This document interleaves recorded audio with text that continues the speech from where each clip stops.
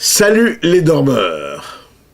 Alors quand même c'est formidable. Moi ce qui me fait réfléchir aujourd'hui c'est l'état des renseignements américains. Alors quand même c'est formidable. Ça fait depuis le 11 septembre que nos amis américains dépensent des milliards de dollars pour le renseignement. Mais des milliards. Les technologies, les mises en place d'instruments de surveillance, attention, les pénétrations de la population, la CIA, le FBI et tout ça. Et simultanément, que voit-on?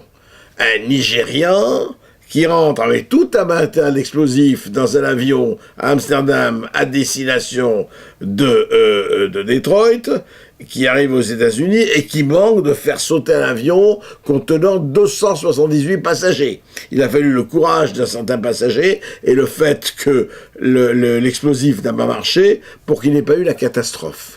Et alors Obama dit « Ah oui, non, c'est une fausse systémique, on s'est trompé, c'est pas possible. » Mais enfin quand même, que 8 ans après le 11 septembre, un certain 11 septembre, ils en sont encore là, que quelqu'un, dont je rappelle que le père, homme d'affaires nigérian, avait dit à l'ambassade américaine du Nigeria que son fils fréquentait les islamistes radicaux et qu'il devenait dangereux et qu'il fallait le retrouver, eh bien tout ça ne passe pas.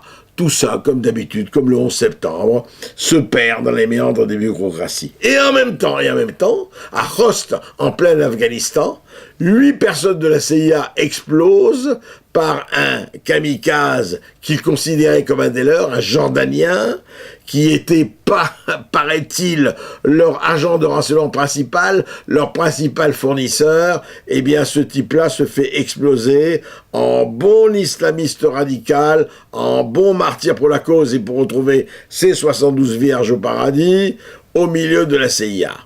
Alors franchement, si c'est ça encore la CIA, 8 ans après le 11 septembre, il y a de quoi s'inquiéter pour ceux qui veulent encore garder un semblant de démocratie et de liberté.